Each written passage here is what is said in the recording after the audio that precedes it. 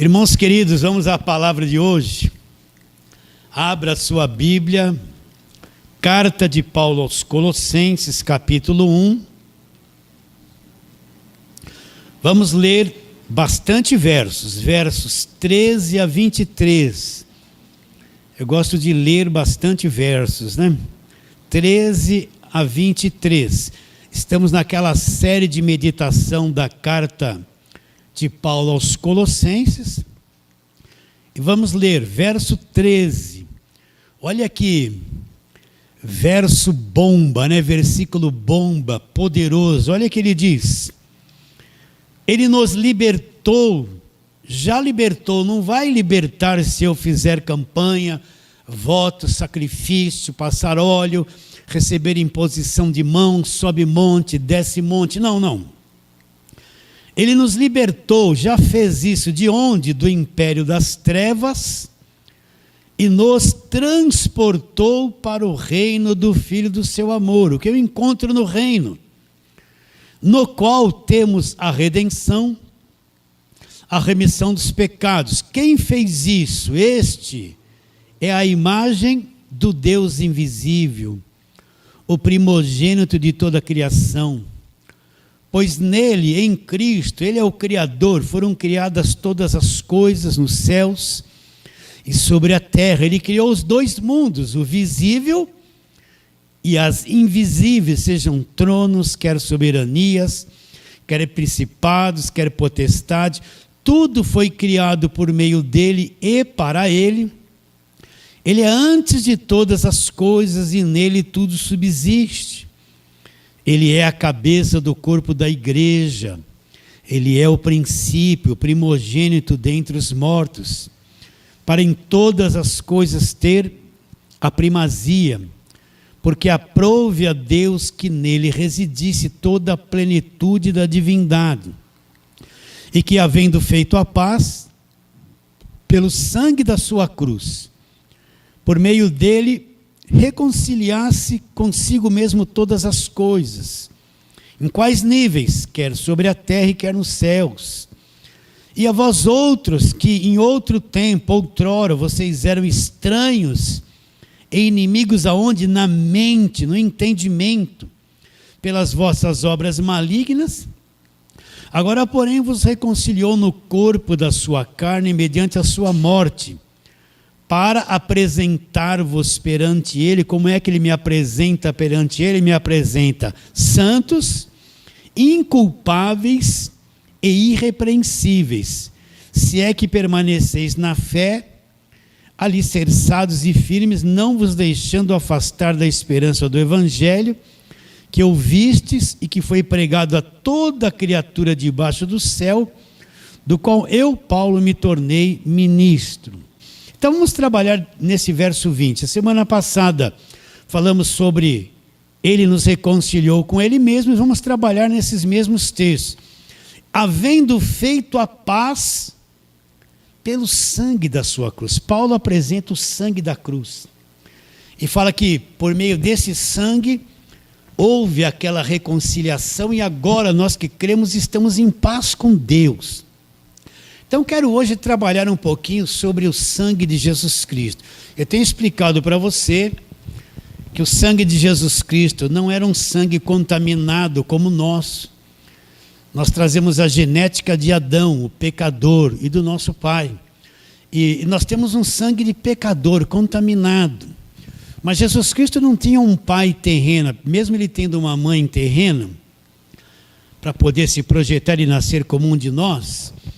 A genética de Jesus Cristo era uma genética de Deus. Então, quando Jesus Cristo nasce, ele não herda nada de Adão, ele não herda nada da nossa genética, da nossa natureza caída. Ele nasce perfeito, com um sangue de Deus, um sangue puro. O DNA dele é um DNA de Deus, não é um DNA pecador, manchado pelo pecado como cada um de nós. Você tem isso claro, naturalmente, você entende isso que eu estou dizendo? Então, Jesus Cristo é Deus e homem ao mesmo tempo. Então, na pessoa de Jesus Cristo, Deus passou a ter sangue. Na pessoa de Jesus Cristo, Deus passou a ter sangue, um sangue cuja origem, cuja genética é uma origem celestial, de uma outra dimensão. O sangue da velha aliança era sangue de animais, não poderia resolver o problema. Mas o sangue de Jesus Cristo é um sangue puro, sangue de Deus, o sangue da nova aliança. Então vamos trabalhar um pouquinho sobre isso, indo lá para a velha aliança, para o Velho Testamento, Êxodo capítulo de número 12. Quero extrair essa ilustração de lá, da Páscoa, né? Êxodo capítulo 12. Vamos ler vários versos deste capítulo inteiro, tá? Então, eu vou falando dos versos e nós vamos acompanhando, porque seria difícil fazer a leitura de tudo isso. Então, achou aí direitinho? Gênesis, Êxodo, segundo livro do Velho Testamento, capítulo de número 12, acompanhem. Disse o Senhor a Moisés e a Araão na terra do Egito. Verso 2.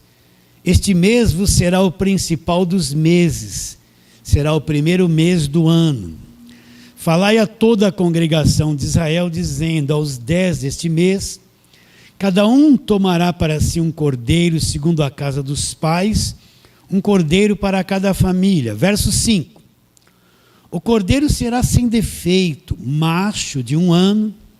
Podereis tomar um cordeiro ou um cabrito. 7 e 8. Tomarão o sangue e porão em ambas as ombreiras na verga da porta, nas casas que o comerem. Naquela noite comerão a carne assada no fogo, os pães asmos e as ervas amargas. 11. Desta maneira o comereis lombos cingidos, sandálias nos pés, cajado na mão, como eloeis à pressa, é a Páscoa do Senhor. 13. O sangue vos será por sinal nas casas em que estiverdes. Quando eu vir o sangue, passarei por vós, e não haverá entre vós praga destruidora quando eu ferir a terra do Egito. 14. Este dia vos será por memorial, e o celebrareis como solenidade ao Senhor nas vossas gerações, o celebrareis por estatuto perpétuo. Vamos lá para frente. Verso de número 26. Quando os vossos filhos perguntarem que rito é esse, respondereis: é o sacrifício da Páscoa ao Senhor, que passou por cima das casas dos filhos de Israel no Egito, que quando feriu os egípcios e os livrou. As nossas casas, então o povo se inclinou e o adorou. E vamos lá para verso 40. Ora, o tempo que os filhos de Israel habitaram no Egito foi 430 anos. Então, vamos trabalhar nisso. O povo foi escravo dos egípcios 430 anos.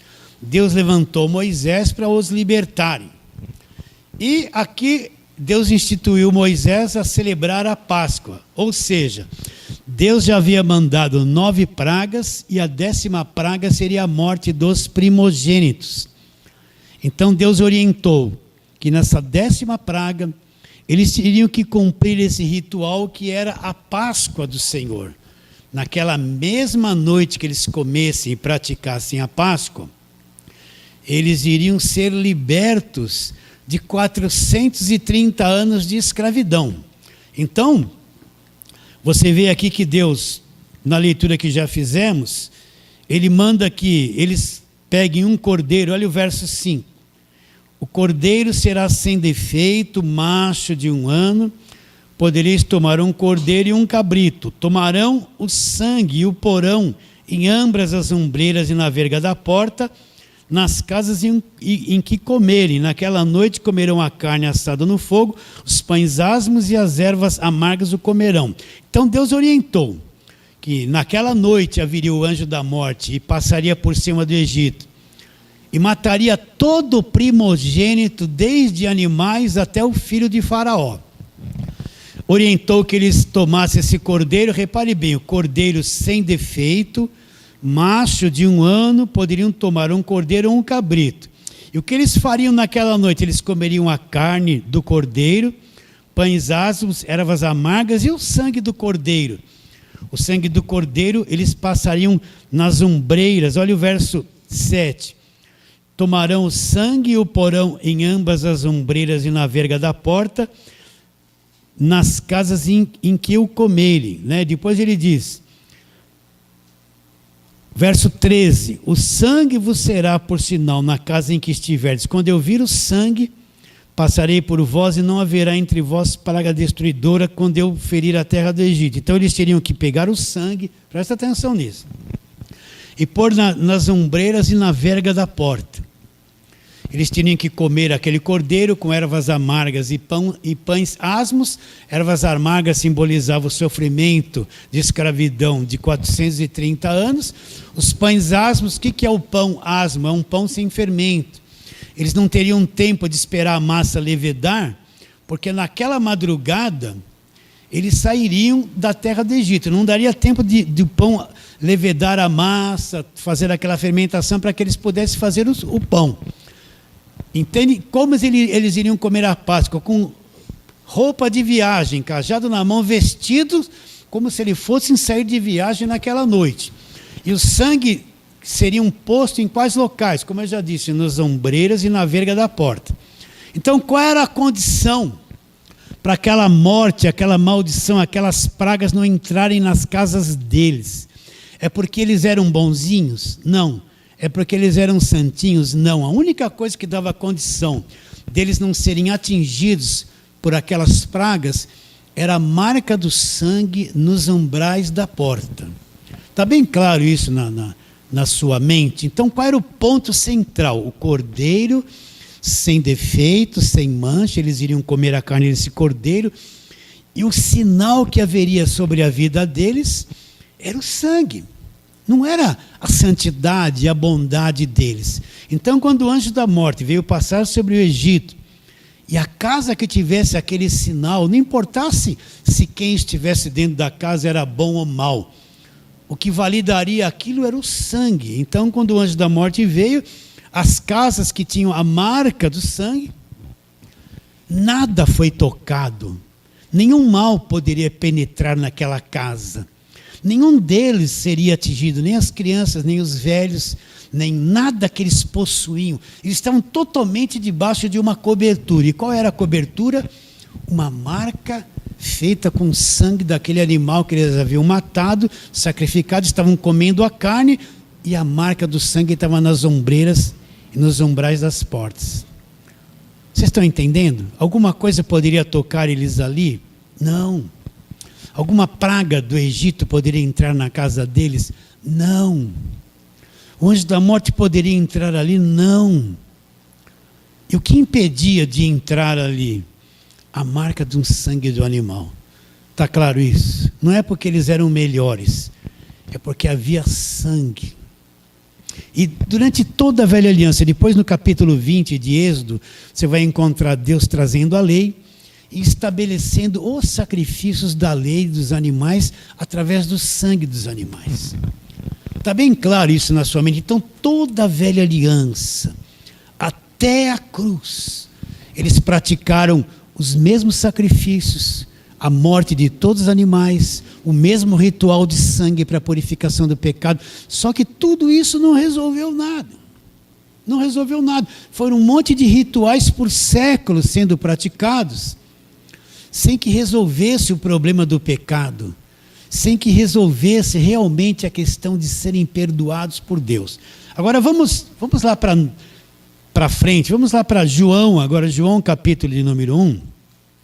Vamos encontrar o cordeiro ali em João, Mateus, Marcos, Lucas e João, no capítulo 1. Lembrando bem isso.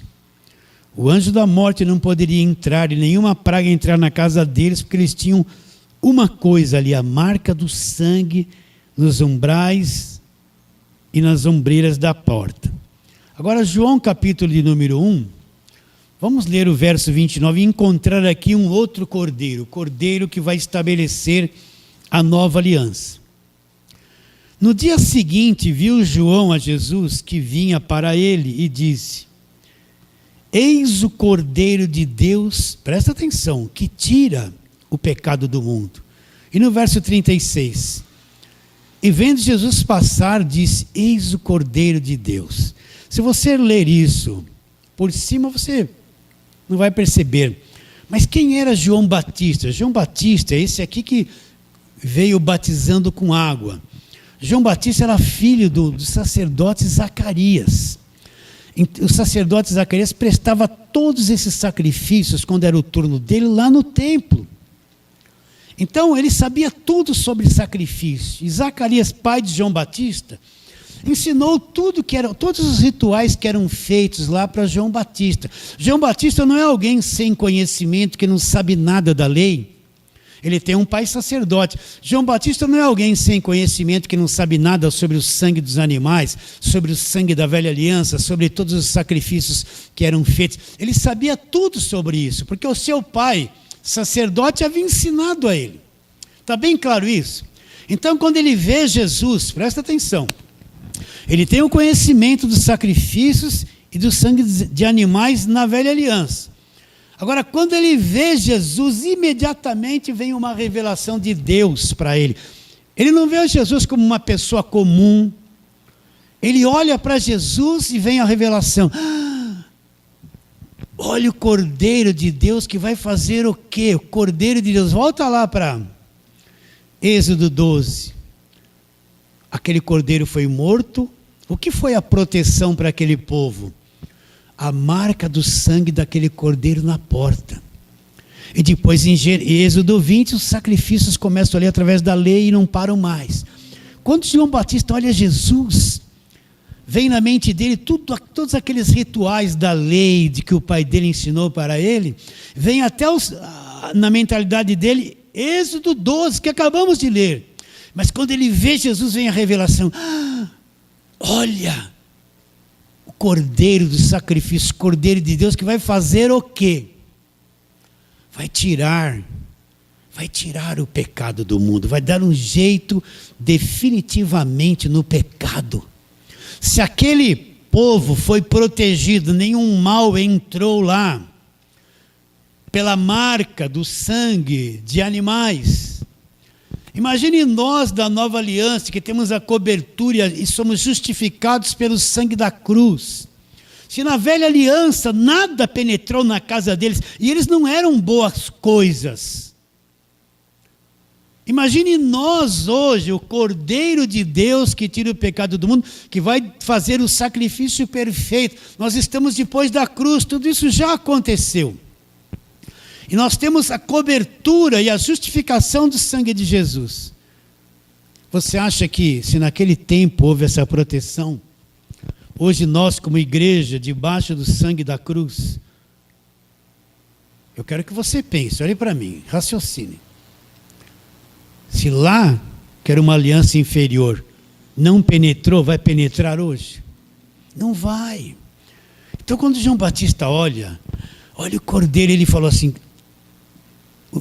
o Cordeiro perfeito. Então quer dizer, João Batista, todos os rituais da velha aliança vão acabar.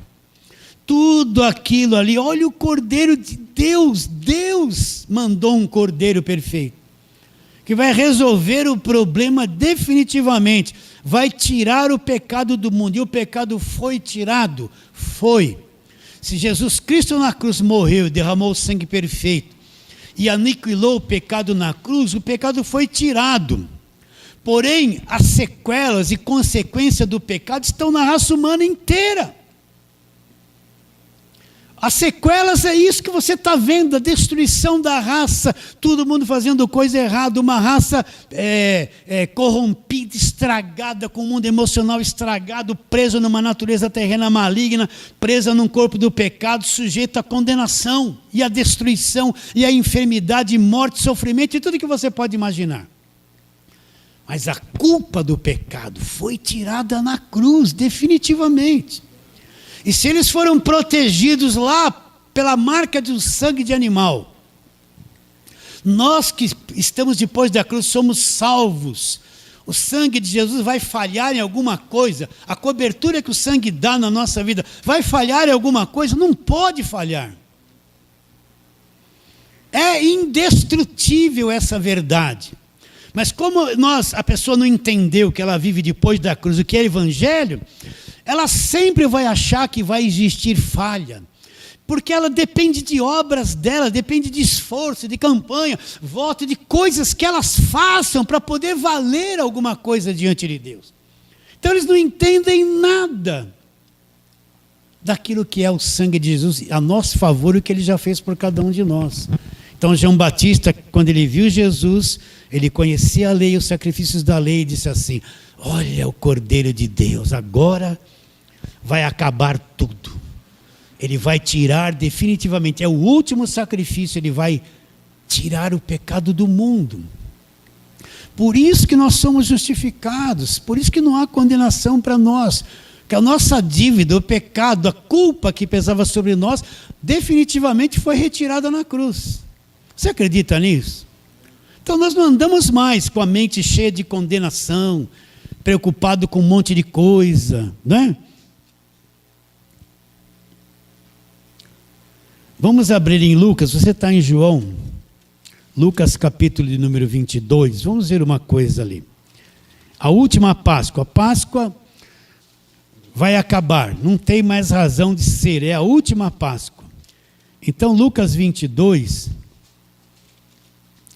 nós vamos ler ali verso 19 e 20. Então deixa eu dar uma explicação sobre isso. O que a Páscoa tem a ver com cada um de nós? Não tem a ver nada. Quem era que estava lá quando se instituiu a Páscoa? O povo judeu que era escravo do Egito. A Páscoa foi dada para quem? É um ritual do povo judeu, não tem nada a ver com a igreja. Quando é que a Páscoa termina? Páscoa termina na cruz, acabou. Cristo fez o último sacrifício. Então não tem mais razão de se comemorar a Páscoa, esse tipo de coisa. Tudo isso faz parte do judaísmo. O judeu comemora isso ainda assim. Mas nós que somos igreja não temos nada a ver com Páscoa. E qual a mentalidade de Páscoa dos dias de hoje? É ovos de chocolate, é coelhinho, coisas que não tem nada a ver. Tem alguma coisa a ver lá em Gênesis? Coelhinho, ovos de Páscoa, chocolatinho? Não. Então Páscoa não tem nada a ver com a igreja não comemora Páscoa, não pratica Páscoa, e não tem nada a ver com essa velharia da velha aliança. Está bem distinto isso na sua mente? Então aqui na última Páscoa, porque Cristo depois disso vai para a cruz, deixa eu voltar, verso 22, aliás, capítulo 22, verso 19, olha lá. E tomando um pão, tendo dado graças, partiu e lhes deu, dizendo: isto é meu corpo oferecido por vós, fazei isso em memória de mim. Semelhantemente, depois de cear, tomou o cálice, dizendo: este cálice é o quê? A nova aliança no meu sangue. Vai começar uma nova aliança. O meu sangue é derramado por vós. O que Jesus está dizendo? Repare bem, quais os elementos que tinha lá na Páscoa? Quais são? O cordeiro, os pães asmos, as ervas amargas. Lá fala alguma coisa de cálice, de vinho, não fala sobre bebida. Eles beberam alguma coisa, mas não tem nada a ver. Era o cordeiro, os pães da pressa, que é asmos, e as ervas amargas. Agora, quando Jesus está aqui participando da última Páscoa, o que ele tem em mão? Eles estão comendo a carne do cordeiro? Não, olha lá. Ó. E tomando o pão, tendo dado graças, partilhas e Deus dizendo isto: este é meu corpo que é oferecido por vós, fazei isso em memória de mim. Semelhantemente, depois de cear, tomou o cálice, dizendo: este cálice é a nova aliança no meu sangue derramado em favor de vós. Então, tinha dois elementos aqui na Páscoa de Jesus: o pão, que simboliza agora o corpo dele, e o cálice que não é apontado lá na Páscoa, não era elemento lá da velha aliança. Então, Jesus já está praticando a última Páscoa com mudança. E o cordeiro está presente aqui? Não, só está o pão. Por que o cordeiro não está presente? Porque ele é o próprio cordeiro do sacrifício. Vocês estão entendendo? Não está presente na Páscoa que Jesus está participando. E cadê as ervas amargas? Não tinha ervas amargas também, porque as ervas amargas simbolizavam a escravidão, a amargura e o sofrimento do povo naqueles 430 anos. Mas agora não tem ervas amargas aqui. Por quê? Porque toda a amargura e o pecado vai ser levado na cruz. Agora o que ele fala do cálice? Esse cálice é o quê? O Novo Testamento, através do sangue de Cristo. Vai ser instituído, vai começar um novo testamento, uma nova aliança. A velha aliança, sangue de animais. A nova aliança, instituída com o sangue do Cordeiro, o sangue de Jesus Cristo. A nova aliança substitui a velha, aquilo tudo acabou na cruz. Não adianta a pessoa pegar esse Êxodo 12, campanha de libertação, dar um montão de frasquinho lá de suco de uva, passa nos umbrais da porta, Deus vai te libertar, ou nenhum mal vai entrar. Não tem nada a ver isso. Recapitulando, cale-se o novo, a nova aliança no meu sangue. A nova aliança vai substituir a velha aliança. A última Páscoa, Cristo está ali participando da Páscoa, vai ter um fim em tudo isso. Por quê? Porque uma nova aliança instituída, baseada e selada no sangue dele, vai se iniciar. Ele está há pouco tempo de ir para a cruz. Agora recapitula isso. Se lá o mal não podia entrar com marca de sangue de animais, a nova aliança é muito superior a todo aquele Velho Testamento. Você acha que tem espaço para entrar aquelas maldições, aquelas coisas todas, para quem está debaixo da cobertura, como nós, do sangue de Jesus Cristo? Não tem. Vocês estão vendo que é indestrutível essa verdade? Quem entende isso e crê, é liberto de tudo. Acabou o medo. Acabou o medo de perder a salvação. Acabou o gnosticismo, misticismo, entende? Asceticismo, lei. É um patamar totalmente diferente. É ou não é? Então o que Jesus Cristo disse daquele cálice? Esse cálice é o que? O Novo Testamento no meu sangue. Paulo está explicando isso lá em 1 Coríntios, quando ele fala sobre a ceia. Então, 1 Coríntios, capítulo de número 11. Gosto muito de ler estes versos com vocês e falar a respeito deles. Primeira carta de Paulo aos Coríntios, capítulo de número 11. Vamos ler a partir do verso 23. Aqui ele está falando sobre a ceia do Senhor. Porque eu, verso 23, todos acharam, acompanha aí, espero você achar. Primeira carta de Paulo aos Coríntios 11, 23. Isso já o apóstolo Paulo, você tem que levar em consideração o seguinte: o apóstolo Paulo estava lá com os demais apóstolos quando Jesus estava participando da última Páscoa? Não, Paulo não esteve presente em nada daquilo. Agora, Paulo é o único que trata disso com clareza na nova aliança. Olha lá, verso 23. Porque eu recebi do Senhor o que também vos entreguei. 11, 23. De quem Paulo recebeu? Ele recebeu do Senhor o que também vos entreguei. Que o Senhor Jesus, na noite que foi traído, tomou o pão, tendo dado graças, o partiu e disse: isto é o meu corpo que é dado por vós, fazei isso em memória de mim. Por semelhante modo, depois de haver ceado, tomou também o cálice, dizendo: este cálice é o quê? A nova aliança no meu sangue. Fazei isso todas as vezes que o beberdes em memória de mim. Agora, o que é que a ceia realmente expressa? Porque todas as vezes que comerdes este pão e beberdes o cálice, o que que vai fazer? Anunciais o quê? A morte do Senhor, até que Ele venha. Então, Velho Testamento é a Páscoa. Nova aliança, Ele institui o quê? A ceia. Mudou-se os elementos. Entende? O objetivo da velha aliança, eles tinham que praticar aquilo em todas as suas gerações, em memória da libertação da escravidão do Egito. A ceia é uma coisa instituída para vir depois da cruz, e a memória é libertar tudo que foi feito na cruz, libertação dos pecados, da escravidão, da obra do diabo, uma nova dimensão de conhecimento. Está bem claro isso? Então, Páscoa não tem nada a ver com cada um de nós.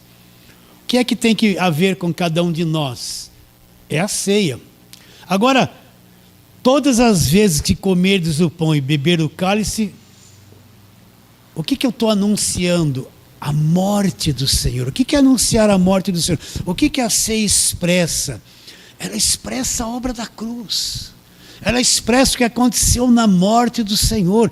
Todas as bênçãos da nova aliança vêm daquilo que aconteceu na morte do Senhor. Não haveria uma nova aliança se Cristo não houvesse morrido e derramado sangue na cruz.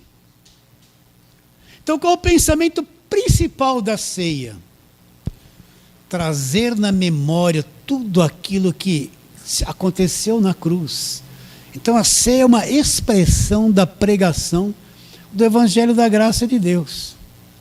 Eu sei que falando isso, vamos dizer, a ceia não existe mais. Muita gente do Evangelho da graça de Deus diz que ceia é Páscoa.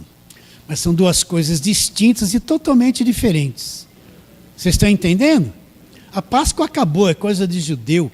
Cristo substituiu a Páscoa pela ceia. A ceia é coisa de nova aliança, um novo cordeiro, um sangue derramado por Cristo na cruz. E qual o pensamento principal da ceia? Não é ceia de conquista, ceia de volta por cima, ceia da prosperidade, ceia da vitória, não é nada dessas bobeiras, ceia disso. Inventaram 1001 nome de ceia, né? Vem aqui na ceia da prosperidade, então você vai tomar a ceia, vai prosperar. Não, o ponto principal da ceia é trazer à memória o que aconteceu na cruz. É o Evangelho da graça de Deus. É a obra perfeita, é o sangue derramado, todo mundo consciente, com uma profunda convicção daquilo que aconteceu na cruz, é a pura verdade. Nós estamos numa nova aliança, num novo testamento, que a velha aliança acabou na cruz, foi encerrada. Então a ceia é uma celebração do Evangelho da graça de Deus. Gente que faz isso com entendimento. Você está entendendo isso? Não é uma coisa fraca, pequena, né? Agora, qual é o ponto principal? Este cálice é o que?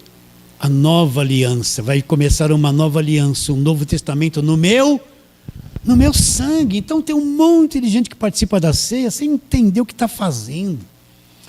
Não sabe nada a respeito disso, é aquele ritual mecânico naquele culto de prosperidade. Ele vai lá tomar a ceia para ficar rico. Ele vai tomar a ceia para melhorar alguma coisa, para conquistar, sem sentido. Isso não é a ceia do Senhor, isso é uma loucura que eles estão fazendo, pervertendo algo que foi estabelecido pelo sangue de Jesus na nova aliança. Está claro isso na sua mente? Então o que nós estamos falando? O sangue da sua cruz.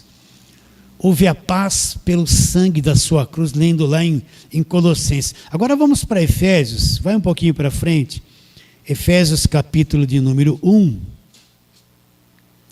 Eu poderia ler muitas coisas aqui a respeito deste sangue, e vamos ler poucas, para não ficar muito longa essa conversa, né? Mas Efésios capítulo 1, vamos ler o verso 7, mas vamos ler desde o 3, eu não consigo ler só o 7, porque o verso 3 até o 7 fala verdades gloriosas. Efésios 1, 13, bendito o Deus e Pai de nosso Senhor Jesus Cristo, que nos tem abençoado com toda sorte de bênção espiritual, aonde? Nas regiões celestiais, em Cristo. Assim como nos escolheu nele, olha lá quando nós somos escolhidos, antes da fundação do mundo, para sermos santos e irrepreensíveis perante ele em amor. Nos predestinou para ele para a adoção de filhos por meio de Jesus Cristo, segundo o que propusera o beneplácito da sua vontade, para louvor da glória da sua graça que ele nos concedeu gratuitamente no amado, no qual, em Cristo, nós temos a redenção pelo sangue e a remissão dos pecados segundo a riqueza da sua graça. Então, o que é a redenção?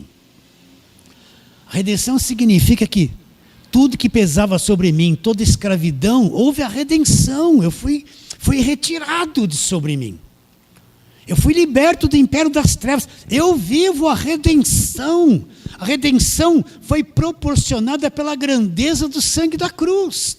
Eles não viviam 430 anos na velha aliança?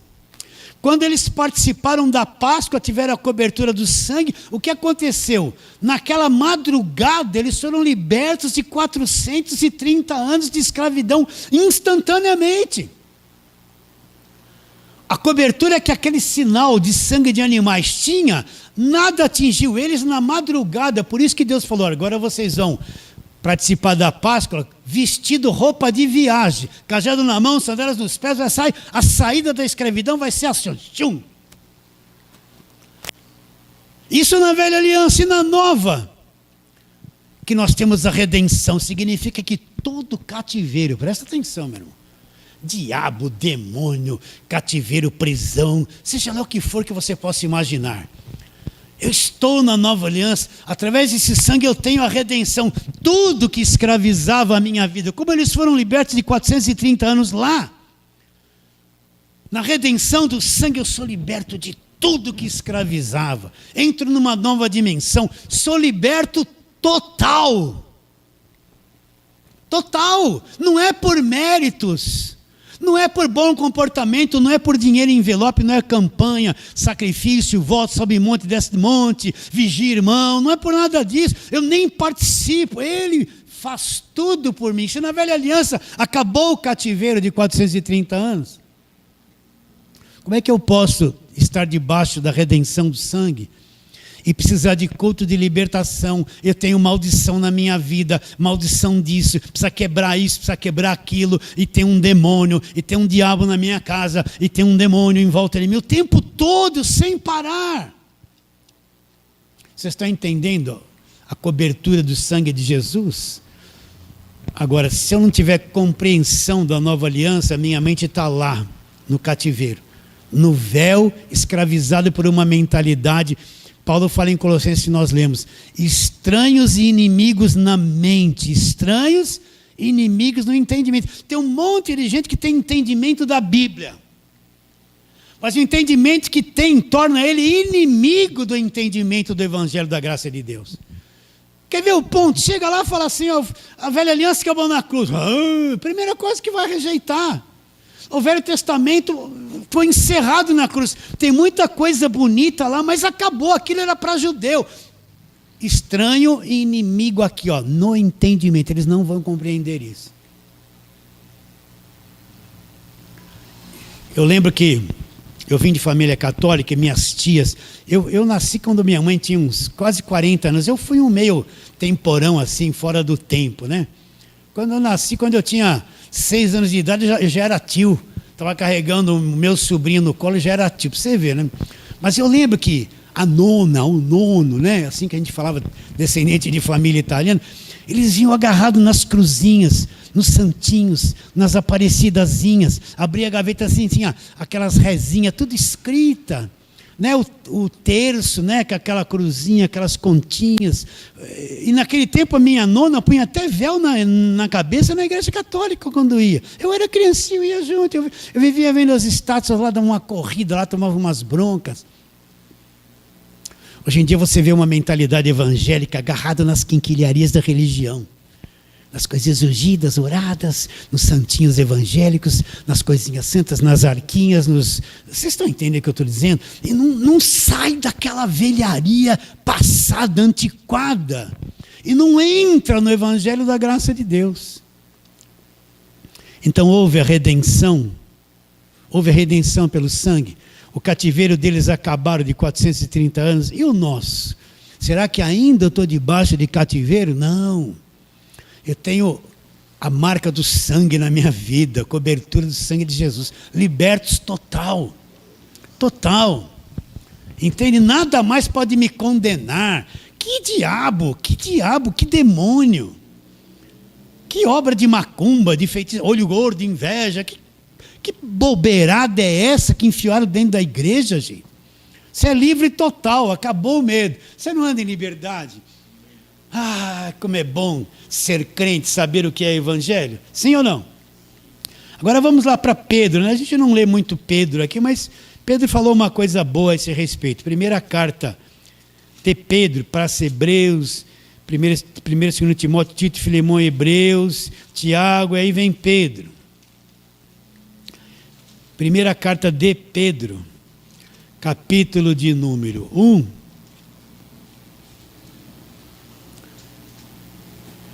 Verso 18. Olha o que diz, leia com atenção, marque esses textos, memorize. Depois, quando você ouvir de novo essa pregação, anote isso, volte nos textos, seja uma pessoa aplicada no conhecimento e crescimento espiritual, sabendo que não foi mediante coisas corruptíveis, como prata ou ouro, que fostes resgatados do vosso fútil procedimento, outra tradução, vã maneira de viver, que vossos pais vos legaram, mas pelo precioso sangue, qual é o cordeiro, como de cordeiro sem defeito, sem mácula, o sangue de Cristo, olha lá, conhecido com efeito antes da fundação do mundo, porém manifesto nos fins dos tempos por amor de vós, com qual finalidade? Que por meio dele vocês têm fé em Deus, que o ressuscitou dentre os mortos, e lhe deu glória, de sorte que a vossa fé e esperança estão aonde? Em Deus. Então Pedro está dizendo, olha, não foi através de ouro, prata, vamos enxertar isso aí de envelope, sacrifício, fogueiras, tudo agora é dinheiro na igreja. Não foi através de pagamento, de barganha com Deus, que vocês foram resgatados da vã maneira de viver, da vida errada, da condenação, legada pelos pais, aquilo que veio até de Adão. Como é que eu saí disso então? Mas foi pelo precioso sangue como um cordeiro, lá, Êxodo 12, sem defeito e sem mácula. O sangue de Cristo. Então houve um resgate. Houve uma redenção, houve uma mudança de aliança, houve uma transformação, houve o fim de uma aliança e o início de uma nova aliança. Já houve. Agora o sangue é o selo disso. Este cálice é o Novo Testamento que vai acontecer no meu sangue. Ele falou isso pouquinho tempo antes de derramar o sangue dele na cruz. Está acompanhando? Só mais uma coisinha para nós terminarmos. Vamos lá. Atos capítulo 20. E você já sabe que eu vou ler. Já sabe. Atos 20. E o 28, né? Paulo está se despedindo dos presbíteros e bispos lá da igreja de Éfeso, vai para Jerusalém, vai ser preso. Ele está dando alguns conselhos aqui. Vamos ler do 28 até em diante. Atendei por vós e por todo o rebanho, Atos 20 e 28, sobre o qual o Espírito Santo vos constituiu bispos, para pastoreardes a igreja de Deus, a qual ele comprou. Ele comprou com seu próprio sangue. Então Paulo afirma que a igreja é de Deus e foi comprada com sangue de Deus. Jesus Cristo é Deus em forma de homem. Deus passou a ter sangue na pessoa de Jesus Cristo. E esse sangue fez todo o trabalho sobre o pecado e me comprou para Deus. Continua a leitura. Aí Paulo diz, eu sei que depois da minha partida, entre vós penetrarão lobos vorazes, que não pouparão o rebanho. Lá vêm os falsos ensinadores e os falsos profetas. E que dentre vós mesmos, lá no meio de vocês que é a igreja, se levantarão homens falando coisas pervertidas para arrastar os discípulos atrás deles. Vigiai, portanto vigiai, lembrando-vos que por 3 anos, noite e dia, não cessei de vos admoestar com lágrimas a cada um. Agora Paulo vai encomendar uma coisa. Agora, porém, encomendo-vos ao Senhor e à velha aliança, e ao Velho Testamento, e a palavra da sua graça, que tem poder para vos edificar e dar herança entre todos os que estão sendo santificados. Então Paulo fala, olha, eu vou partir, eu sei que Alguns que estão no meio de vocês vão se levantar aí, são perversos, com coisas pervertidas para arrastar alguns de vocês atrás deles. Mas não esqueça que 3 anos eu fiquei aqui dia e noite ensinando essas coisas para vocês. E o que ele fala no verso 28 fala para os bispos, parte B do verso 28,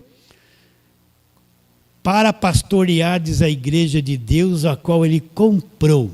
Como eu gosto dessa palavra, comprou, com seu próprio sangue. Então, cada um de nós, não é por acaso que a palavra da graça chegou até você, não é porque você foi um pouquinho melhor, é que você foi chamado e você foi comprado pelo sangue. Agora, se ele me comprou, eu sou propriedade dele para sempre. Agora, presta atenção.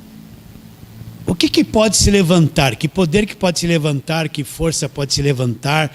Que demônio? Que diabo? O que pode se levantar para me tomar das mãos dele, eu e você que somos propriedade exclusiva dele? Que força vai se levantar, que é maior que Deus, para me tocar, se eu e você somos propriedade exclusiva dele? O que pode acontecer? Eu falo sem medo de errar, absolutamente nada. Não existe nenhum poder, nenhuma potestade, nada que o homem ou seres espirituais possam fazer que quebrem o poder, que venham me atingir, eu sendo propriedade exclusiva dele. Você tem uma casa? Tomara que você tenha. Você vai deixar alguém vir arrancar a janela, arrancar o telhado, e você vai ficar só, ô glória, aleluia. Você vai partir para cima para proteger aquilo que é seu, né? E Deus? Ele não vai fazer nada. Coitado dessa gente que só está em culto, que só fala de diabo, que o diabo vai pegar ele. Eles vivem no inferno dentro da igreja, estão atormentados. Eles não entendem essa linguagem simples. Ai, se alguém destruir o santuário de Deus, Deus o destruirá. Porque o santuário de Deus, que são vocês, é o quê? Sagrado. Você é sagrado para Deus. É sagrado ou não é? Não está aqui escrito essas coisas. Isso aqui não é o Evangelho. É o Evangelho da graça de Deus. E para terminar, nos volta lá, Colossenses capítulo de número 1, onde nós estávamos lendo. Vamos terminar lendo o mesmo verso. E que havendo feito a paz, verso 20. E que havendo feito a paz pelo sangue da sua cruz, por meio dele reconciliasse consigo mesmo todas as coisas, quer sobre a terra, quer sobre os céus. Então, esse sangue da cruz removeu toda a inimizade entre nós e Deus. Removeu a parede da separação. Deus agora vem e nos reconcilia consigo mesmo. Através desse sangue, ele fez a paz. Nós estamos em paz com Deus. E Deus está em paz com a igreja, com todo aquele que realmente crê em Jesus Cristo de todo o coração. Estamos em paz. Recebe a palavra de hoje? Fala assim, amém. Então vamos ficar em pé, vamos fazer a breve oração.